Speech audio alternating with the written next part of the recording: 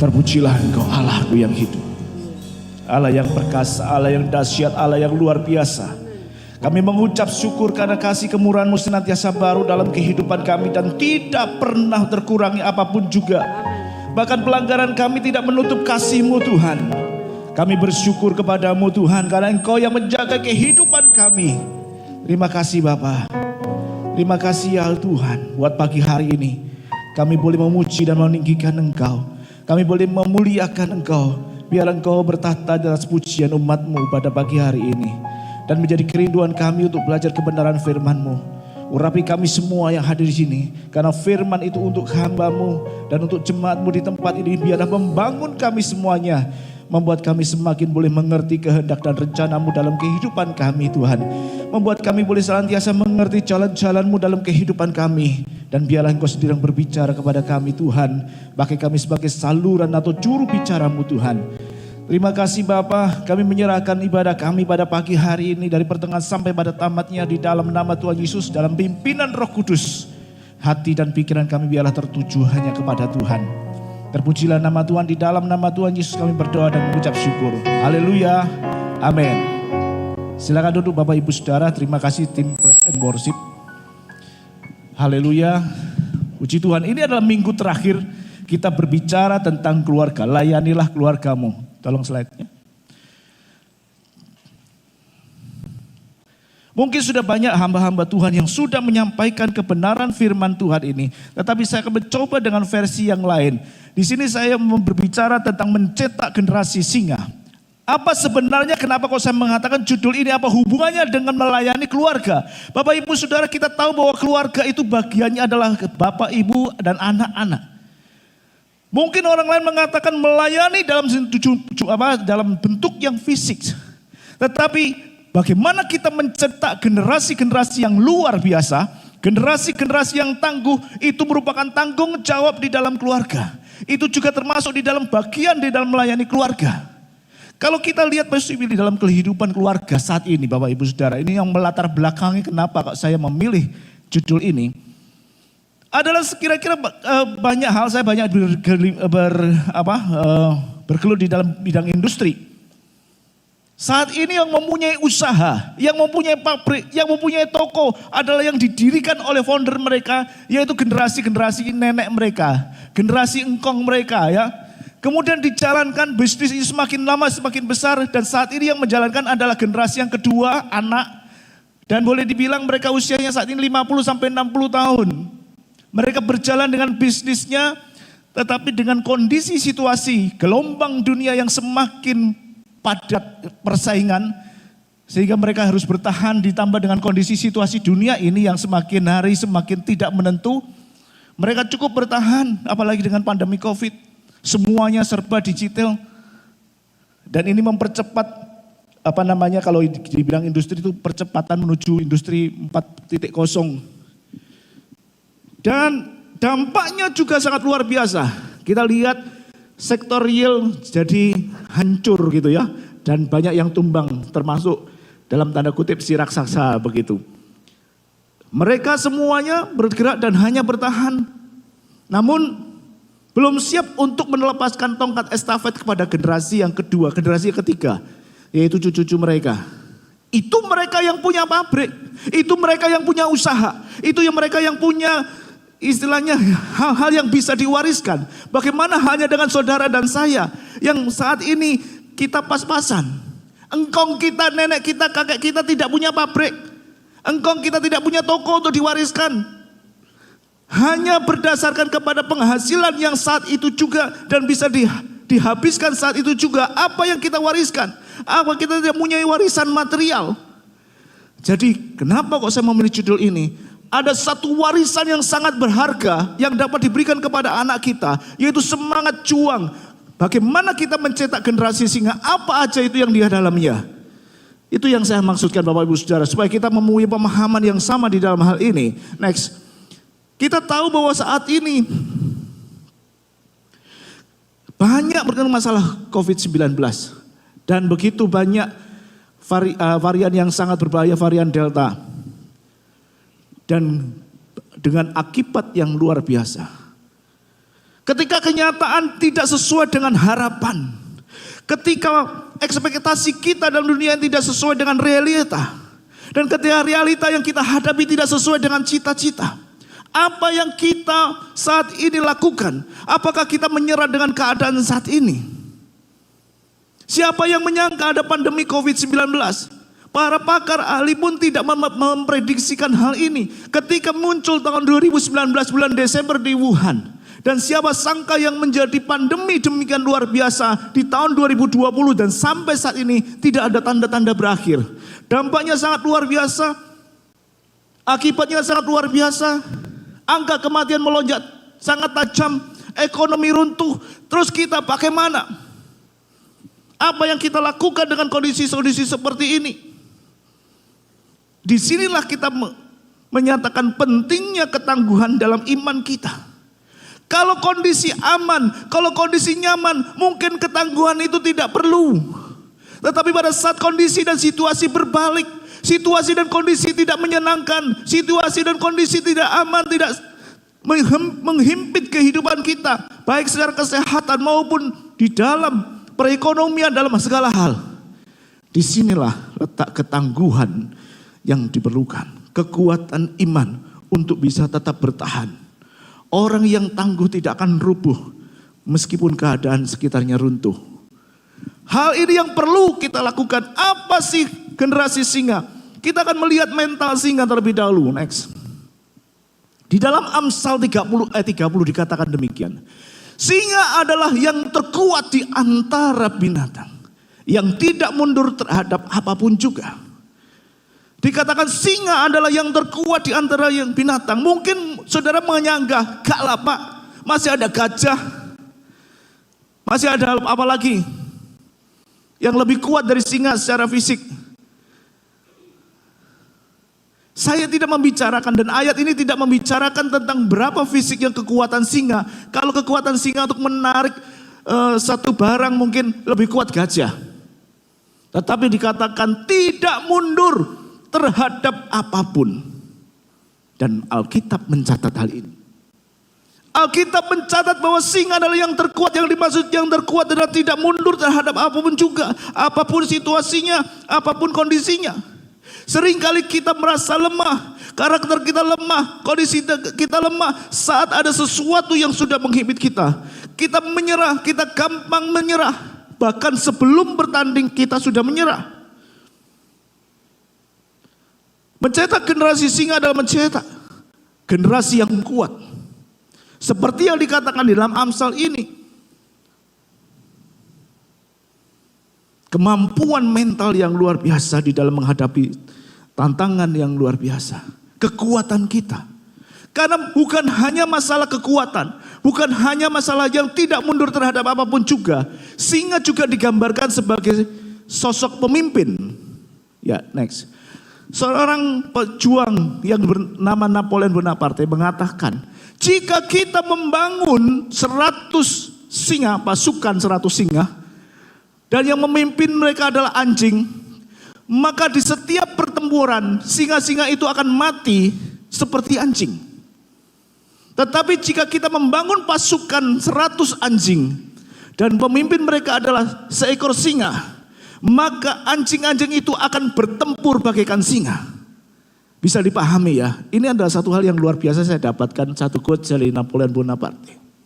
Singa menggambarkan sesuatu ketangguhan, singa menggambarkan sesuatu kekuatan, tapi juga singa menggambarkan satu kepemimpinan.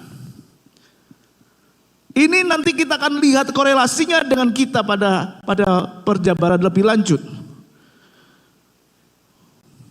Siapakah yang dimaksudkan dengan singa ini, Bapak Ibu Saudara? Karena Tuhan juga tidak menciptakan kita sebagai pecundang. Tuhan tidak menciptakan kita sebagai orang yang kalah. Dalam Alkitab tercatat bahwa kita adalah lebih dari pemenang. Oleh karena itu kita tidak boleh rapuh terhadap segala sesuatu. Coba next. Dikatakan begini, Wahyu 5 ayat 5. Lalu berkatalah seorang dari tua-tua itu kepadaku, jangan engkau menangis, sesungguhnya singa dari suku Yehuda, yaitu tunas Daud, telah menang, sehingga ia dapat membuka gulungan kitab itu dan membuka ketujuh meterainya. Mental singa tidak mudah menyerah menghadapi persoalan apapun juga. Dan dikatakan di dalam Wahyu, ada satu singa dari Yehuda, dari tunas Daud yang sudah menang. Siapakah yang dimaksud dengan suku Yehuda dari tunas Daud ini? Siapakah yang dimaksud dengan singa dari Yehuda ini? Tidak lain adalah merujuk kepada Tuhan Yesus Kristus. Dia yang sudah menang. Dia yang sudah menebus dosa kita. Dia yang sudah memberikan kemenangan kepada kita. Karena kita tahu kita punya kelemahan. Seharusnya kita juga bisa berkata bahwa aku lebih dari pemenang. Namun sekali lagi kita seringkali mendengar bahwa kita tidak memahami hal ini. Karena seekor singa tidak akan melahirkan seekor kucing. Seekor singa tidak akan mungkin melahirkan seekor anjing. Seekor singa tetap akan melahirkan anak singa. Betul? Gak mungkin seekor singa melahirkan binatang yang lain. Dan anak singa maupun singa mempunyai sifat dan karakter yang sama. Tidak mudah menyerah terhadap apapun juga. Seperti yang disampaikan di dalam Amsal 30 ayat 30 tadi. Siapakah anak-anak singa? Kalau dikatakan singa dari Yehuda, yaitu tunas Daud, merujuk kepada Yesus Kristus. Berarti anak singa, kalau kita lihat selanjutnya, itu merujuk kepada kita sendiri. Next. Ayatnya. Ada beberapa ayat dikatakan begini dalam Yohanes 1 ayat 12.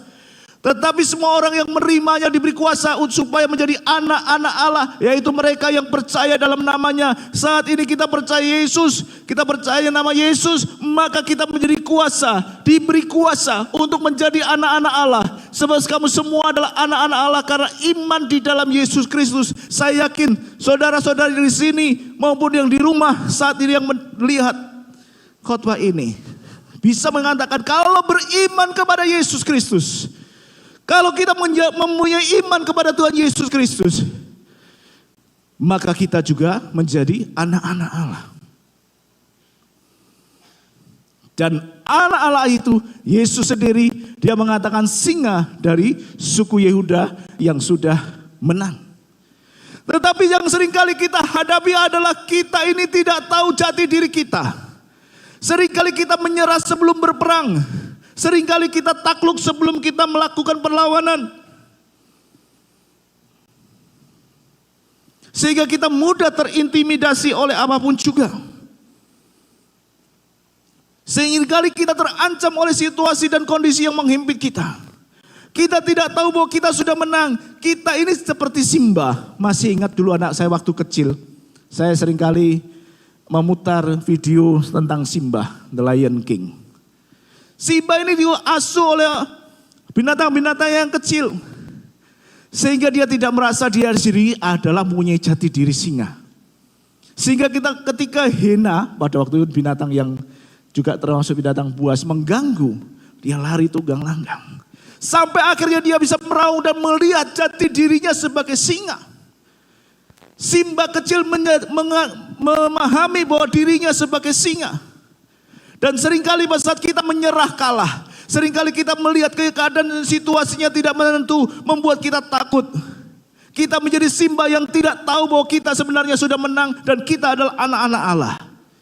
Kita tidak menyadari bahwa kita adalah Simba keturunan singa dari Yehuda. Itu yang harus kita pahami.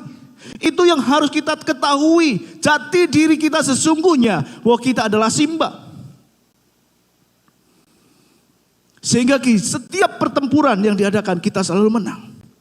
Hina ini adalah situasi dan kondisi yang senantiasa menghimpit kehidupan kita. Menjadi satu ketakutan, kesesakan. Dan pada saat kita menyadari bahwa kita ini sebenarnya adalah singa dari Yehuda, Simba dari Yehuda, maka saya yakin kita akan memiliki mental yang kuat seperti singa dari Yehuda. Sehingga di setiap pertempuran, pemimpin kita, singa dari Yehuda, tetap akan memberikan kita akan bertempur seperti semangat singa. Amin Bapak Ibu. Nanti apakah yang harus kita pelajari saat ini? Mental singa yang bagaimana saat ini kita pelajari? Ya, kita akan melihat satu-satu, waktunya jalan terus ya. Oke. Saya ingin melihat mempelajari Bapak Ibu Saudara tentang Daud. Kenapa? Kalau tadi dikatakan singa dari Yehuda, dari tunas Daud, maka alangkah baiknya kalau kita berbicara tentang Daud.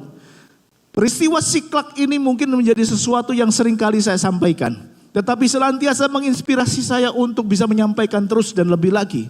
Kita tahu bahwa peristiwa Siklak itu terjadi kalau di ayat sebelumnya itu Daud mengalami kemenangan dengan Raja Akis, Filistin. Seharusnya pada saat dia setelah 3 hari mengalami perjalanan ke Siklak, dia mestinya mempunyai kemenangan-kemenangan, dan di ayat sebelumnya dikatakan Saul mengalahkan beribu-ribu tetapi Daud mengalahkan berlaksa-laksa. Kalau orang menang perang disebut sebagai pahlawan, pada saat disambut dia harus disambut dengan pahlawan yang gagah berani. Tetapi apa yang didapati Daud pada waktu dia perjalanan menuju kepada Siklak, didapatinya Siklak sudah hangus terbakar, didapatinya Siklak sudah hancur lebur, didapatinya Siklak istri dan anak-anak dan semua pengikut-pengikutnya ditawan oleh orang-orang Amalek. Kalau kita membaca di sini, ditawan oleh orang-orang Amalek. Inilah realita kehidupan. Mungkin kita berkata, aku kaya, aku berhasil di dalam segala hal. Ada canda tawa, ada keceriaan. Tetapi di sisi lain tidak berlangsung lama, keadaan berubah menjadi satu kesedihan. Kalau kemarin kita masih berbicara dan berbicara banyak panjang lebar, makan minum, ternyata hari ini menjadi status terpapar COVID. Nggak bisa apa-apa. Kemarin matahari begitu bersinar, saat ini mendung dan hujan deras. Tetapi ingat, semua itu hanya kita bisa lalui dengan kemenangan-kemenangan pada saat kita di dalam hidup kita ada mental singa. Apa aja nanti kita pelajari. Apa saja. Kita memerlukan satu ketangguhan. Seperti Daud, pada saat dia menang perang dan mendapati Siklak seperti ini sebagai pahlawan yang gagah berani. Dia tentu juga manusia, sehingga kita lihat dia juga menangis ketika. Di dalam situasi saat seperti itu, mungkin kita mengatakan aku punya talenta, aku punya karunia, aku punya pengalaman, aku punya keahlian. Tetapi apa yang saudara dan saya punyai saat itu untuk melakukan peperangan dengan situasi dan kondisi hanya dapat mengawali dengan baik, tetapi belum tentu bisa mengakhiri dengan baik. Karena untuk bisa mengakhiri satu pertandingan dengan baik itu dibutuhkan ketangguhan. Dibutuhkan kekuatan iman. Di dalam menghadapi situasi dan kondisi yang saat ini sedang melanda kehidupan kita. Bukan pinter tok, tapi kalau tidak punya ketangguhan juga akan jatuh. Kita tidak menyelesaikan pertandingan. Kalau pertandingan itu bukan di awal, memulai di awal. Tetapi di dalam pertandingan atau perlombaan itu, yang menang adalah mereka yang sudah berjuang sampai pada akhir. Oleh karena itu, selagi saat ini masih kita perjuangan, harus bisa menyelesaikan sampai dengan akhir. Mental singa ini yang kita harus peroleh, harus kita pupuk saat ini. Apa saja yang menjadi mental singa? Yang pertama adalah mental singa tidak self pity. Beberapa waktu yang lalu, kalau bulan, lupa saya, mungkin di Oktober atau November, saya pernah membicarakan mengenai self talk. Ini saya ungkit kembali mengenai self pity atau mengasihani diri sendiri. Ini bagian dari self talk yang berujung kepada pernyataan kepada diri sendiri, mengatakan kepada diri sendiri dengan situasi dan kondisi yang ada. Orang hanyut dengan hal-hal seperti itu. Ya. Saya baca dulu ayatnya di dalam 1 Samuel 30 ayat 4. Karena kita berikut dengan Siklak itu di 1 Samuel 30 ayat 1 sampai 8. Melihat keadaan yang demikian, maka menangislah Daud dan rakyat yang bersama-sama dengan dia itu dengan nyaring, bahkan mereka tidak kuat lagi menangis. Kesedihan bisa terjadi menimpa orang, kekhawatiran bisa terjadi dan bisa menimpa siapa saja, ketakutan bisa terjadi dan bisa menyangkut siapa saja, tidak kenal siapapun. Orang bisa mengalami kekhawatiran, kesedihan, apalagi ketakutan. Setiap orang bisa mengalami, dan itu sangat manusiawi.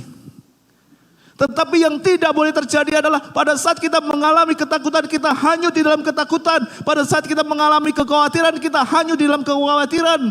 Pada saat kita mengalami hal-hal seperti itu, kita tidak hanyut di dalamnya, sehingga menimbulkan rasa self pity atau mengasihani diri sendiri. Dibuka aja. Mengasihani diri sendiri, menyatakan bahwa diri kita tidak mampu, menyatakan bahwa aku gagal lagi. Itu ada satu perkataan yang diucapkan.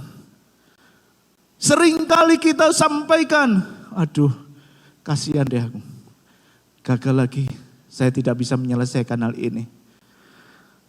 Saya gagal tidak bisa menyelesaikan proyek ini. Saya gagal lagi tidak bisa melakukan atau mendapatkan penghasilan ini. Seringkali ini mengganggu kehidupan kita. Kita senantiasa mengasihani diri sendiri. Kasihan pada diri sendiri, terutama rasa kasihan yang berlebihan atau memanjakan diri sendiri, di mana Anda percaya bahwa Anda adalah korban yang tidak melakukan kesalahan dan pantas mendapatkan bela sungkawa dari semua orang. Artinya apa? Dilihat di sini kita bisa melihat Bapak Ibu Saudara, ada satu perbedaan yang luar biasa antara Daud dengan orang-orang di sekitarnya. Self pity ini harus dihindari karena akan mengganggu pertumbuhan karakter kita. Juga bahkan akan membuat orang menjadi pribadi yang seolah-olah lumpuh dan karena sangat mengecilkan dirinya sendiri. Karena merasa dirinya sendiri kecil, karena merasa diri sendiri tidak mampu, merasa dirinya tidak bisa berbuat apa-apa, maka itu akan semakin melemahkan, bukan satu semangat yang muncul. Tetapi yang jadi adalah semakin jatuh mentalnya. Sehingga setiap persoalan tidak dapat terselesaikan. Dan Daud walaupun kesedihan yang sangat mendalam, dia tidak self pity, tidak mengasihani sendiri. Dia katakan di ayatnya tadi, sampai tidak kuat menangis, itu sangat dalam, tetapi tidak hanyut di dalam kesedihan. Daud begitu sangat menderita, dia tidak tahu nasib anaknya, tidak tahu nasib istrinya. Di dalam kesedihan sangat mendalam, tapi tidak hanyut di dalam kesedihannya. Nanti kita akan buktikan bersama-sama supaya kita jalan terus. Itu mental singa yang pertama adalah tidak mengasihani diri sendiri. Yang kedua mental singa adalah tidak suka mengeluh. Tidak suka mengeluh. Ini Daud banget gitu ya. Karena apa? Pada saat-saat yang seperti ini, pada saat dia sendiri juga menderita karena istrinya dan anaknya tertawan, tidak cukup sampai di situ. Daud sangat terjepit karena rakyat mengatakan hendak melempari dia dengan batu. Sudah sangat terjepit, rakyat juga mau lempari dengan batu. Ini kita bisa melihat satu keadaan yang berbeda antara mentalnya Daud dan mentalnya orang-orang yang mengikuti Daud dibandingkan kenyataan dan situasi yang terjadi.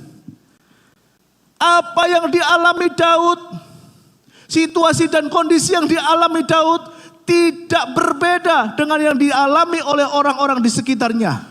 Kalau Daud mengalami anak istrinya ditawan, orang-orang di sekitarnya juga mengalami hal itu.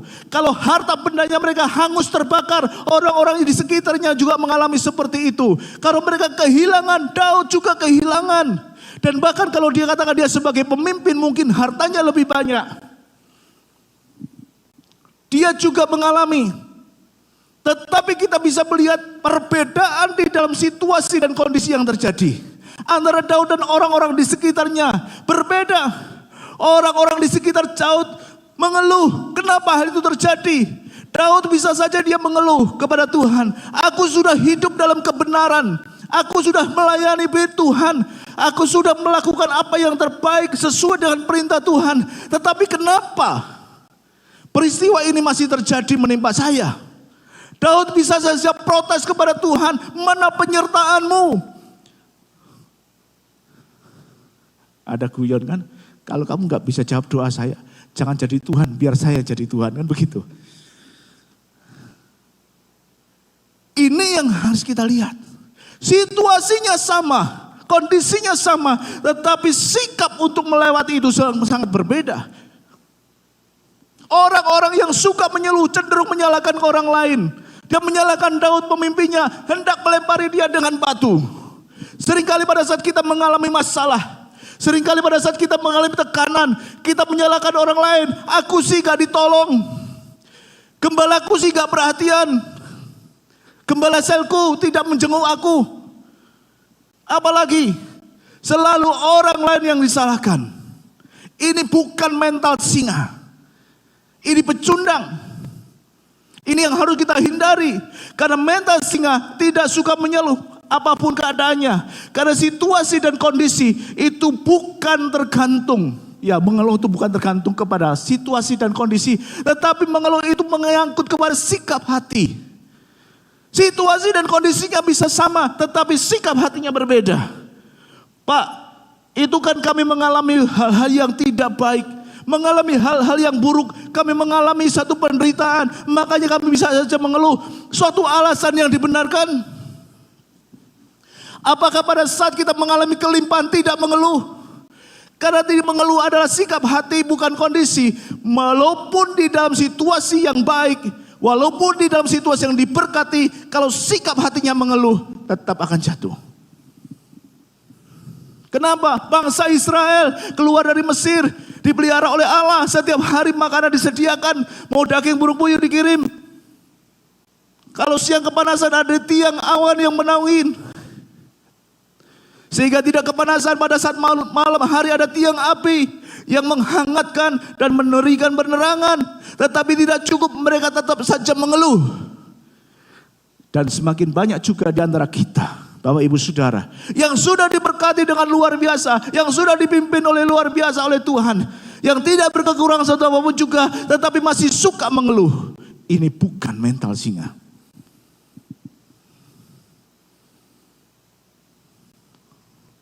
Jadi baik atau buruk keadaannya, kalau mental mengeluh ya tetap mengeluh. Oleh karena itu mari kita ditinggalkan itu semuanya. Yang ketiga, saya sudah dikasih kode. Mental singa adalah orang yang imannya teguh. Buka aja ayatnya. Di dalam situasi dan terjepit, Daud menguatkan kepercayaannya kepada Tuhan. Ya, saya baca yang terakhir. Daud menguatkan kepercayaannya kepada Tuhan Allahnya. Artinya dia menyandengkan kepada kebenaran Tuhan. Tuhan yang tolong. Tadi saya katakan Daud punya alasan untuk kecewa. Daud punya alasan untuk meminta Tuhan kenapa ini terjadi. Tetapi itu tidak dilakukan. Dia menguatkan kepercayaannya kepada Tuhan. Apa sih sebenarnya yang terjadi mengenai iman ini? Kalau kita misal definisi iman itu adalah dasar segala sesuatu. Tapi saya katakan di sini Bapak Ibu Saudara, iman itu adalah melihat keputusan kita. Iman adalah satu keputusan kita. Mau kita melihat kepercayaan kepada Tuhan atau mau kita mempercayai keadaan. Keputusan itu terletak pada Bapak Ibu Saudara, bukan dari orang lain atau dari Tuhan sekalipun. Iman adalah satu keputusan yang Bapak Ibu harus ambil. Mempercayai Tuhan sepenuhnya seperti Daud menguatkan kepercayaan kepada Tuhan. Atau mempercayai keadaan yang terjadi. Dan sumber iman itu bahan bakunya iman adalah pendengaran. Kalau di pabrik kita bisa melihat bahan baku. Walaupun teknologinya tinggi, tanpa bahan baku tidak menghasilkan apa-apa. Ya, walaupun kita mesin-mesin yang canggih, mesin-mesin canggih, tenaga kerja yang cukup, tetapi tanpa bahan baku tidak akan menghasilkan apa-apa. Jadi iman itu satu keputusan itu juga akan lahir kalau kita mempunyai bahan baku yang banyak. Bahan baku firman, bahan bakunya adalah firman. Karena iman timbul dari pendengaran, pendengaran akan firman Tuhan. Jadi sebanyak mungkin kita mendapatkan bahan bakunya, kita olah menjadi satu kekuatan iman. Sehingga kita bisa menguatkan kepercayaan kepada Tuhan. Sehingga kita bisa mengambil keputusan untuk meletakkan dasar kepercayaan kita kepada Tuhan. Bukan kepada satu keadaan yang terjadi. Itu yang harus kita lakukan Bapak Ibu Saudara. Dan Daud juga mengatakan dia tidak mungkin mengerti harus ke arah mana dia akan tempuh. Bisa gak menolong orang-orang itu. Dia menguatkan kepercayaan kepada Tuhan. Dia punya keyakinan bahwa Tuhan sanggup untuk melakukan segala perkara. Yang kemudian yang keempat. Ya, mental singa memiliki pertimbangan yang teguh. Dikatakan di dalam ayat ini kemudian bertanya Daud kepada Tuhan katanya, haruskah aku mengejar gerombolan itu? Akan dapatkah mereka kususul? Dan ia berfirman kepadanya, kejarlah sebab sesungguhnya engkau akan dapat menyusul mereka dan melepaskan para tawanan. Setelah mempunyai iman yang teguh, memiliki pertimbangan yang teguh, memiliki pertimbangan bahwa ibu saudara, bukan sekedar ngawur. Seekor singa pada saat dia mengintai mangsanya dalam gerombolan kuda, misalnya gerombolan zebra, di gerombolan sapi misalnya gerombolan bison.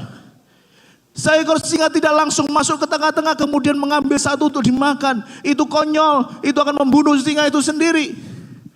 Tetapi dia mempunyai pertimbangan-pertimbangan. Apa yang dipertimbangkan? Dia selalu menggoda sehingga mereka marah keluar dari lingkaran itu sehingga bisa diterkam. Mereka yang lemah bisa diterkam. Mereka yang keluar lingkaran bisa diterkam. Itu singa. Ada pertimbangan-pertimbangannya. Dan perintah singa adalah apa? Kita bertanya kepada Tuhan. Itu yang dilakukan Daud di setiap pertempuran. Bahkan ada banyak kisah seperti di Refraim. Daud juga bertanya kepada Tuhan, apakah aku harus mengejar, apakah aku harus menyerang musuh? Selalu bertanya kepada Tuhan. Di dalam Mazmur dikatakan, Mazmur 9, ya, Mazmur 111 ayat 10. Permulaan hikmat adalah takut akan Tuhan. Semua orang yang melakukannya berakal budi yang baik. Jadi kita bisa mengatakan bahwa ibu saudara, kita memiliki pertimbangan-pertimbangan akal budi yang baik pada saat kita takut akan Allah. Kita bisa mempunyai pertimbangan yang baik, akal budi yang baik untuk melakukan dan memutuskan segala sesuatu pada saat kita dekat dengan Allah. Itu yang dilakukan dengan mental singa. Sehingga di dalam setiap situasi dan kondisi yang terjadi, apapun yang Anda hadapi, Anda mempunyai iman, mempunyai hikmat yang dapat memutuskan apa yang harus dikerjakan dan apa yang tidak harus dikerjakan. Sehingga di dalam setiap pertempuran, di dalam setiap situasi dan kondisi, kita senantiasa terbit sebagai pemenang. Ini akal juga perlu dipakai. Pikiran kita perlu dipakai. Situasi dan kondisi seperti ini terjadi. Ya, harus selalu dipakai. Tidak gegabah, tidak mengandalkan kekuatan sendiri, tetapi mengandalkan Tuhan. Sebelum berjumpa dengan musuhnya, Daud berjumpa dulu dengan Tuhan. Bagaimana ketika dia menghadapi Goliat? Semua orang takut. Orang Israel mengatakan, ayo siapa? Goliat mengatakan kepada semua barisan Israel, yang berani melawan saya satu sama satu. Siapa yang menang, siapa yang kalah? Tidak ada yang berani. Mereka semua ketakutan. Dari mana datangnya ketakutan? Kita pernah membicarakan bahwa ketakutan itu muncul dari sesuatu yang belum terjadi dan belum tentu terjadi, tapi sudah masuk dalam pikiran kita. Respon dari setiap apa yang kita lihat, respon dari setiap apa yang kita rasakan, kita melihat Goliat itu besar, masalah itu besar, kita mengolahnya, pikiran mengolahnya di dalam tubuh kita dan menjadi satu respon ketakutan, dan ketakutan itu meracuni seluruh hidup tubuh kita sehingga kita sepertinya tidak memiliki kekuatan apapun, tidak memiliki kemampuan apapun.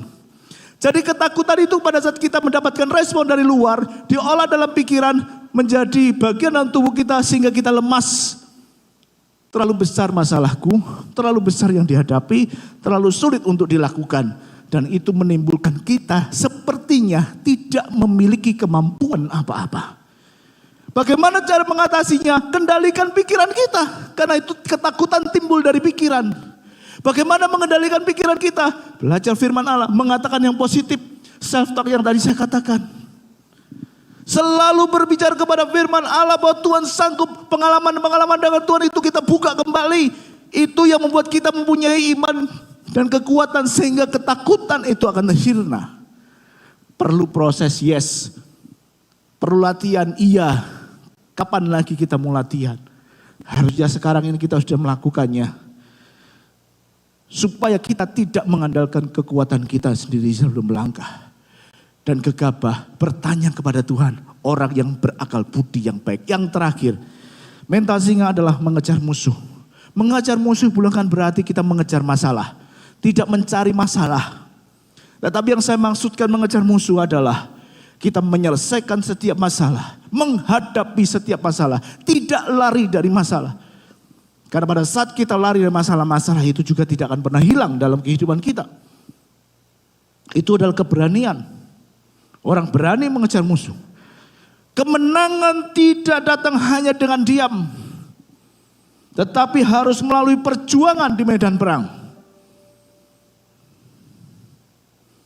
Tadi saya katakan bahwa saat kita mengalami ketakutan, itu merangsang kita ya dari luar, rangsangan dari luar, dan kita bisa membuat pikiran kita tertuju kepada Allah, supaya ketakutan-ketakutan itu hilang dalam kehidupan kita, mengendalikan pikiran dalam kehidupan kita dan mengarahkan itu kepada Tuhan.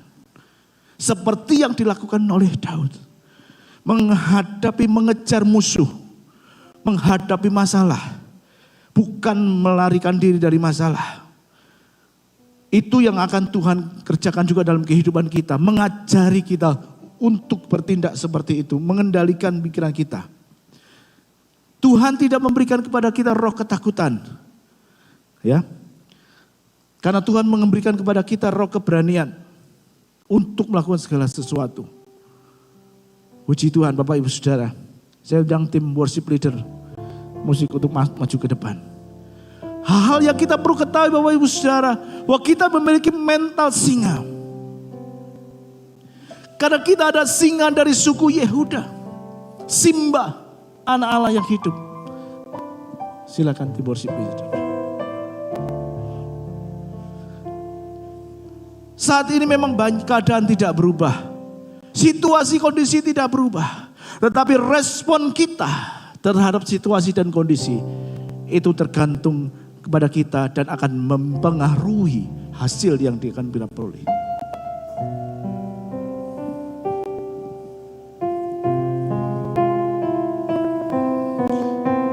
Haleluya. Saya jemput Bapak Ibu Saudara, kita bangkit berdiri. Kita akan nyanyikan satu pujian. Bagi Tuhan tak ada yang mustahil. Bagi Tuhan tak ada yang tak mungkin. Mujizatnya disediakan bagiku. Ku diangkat dan dipulihkannya.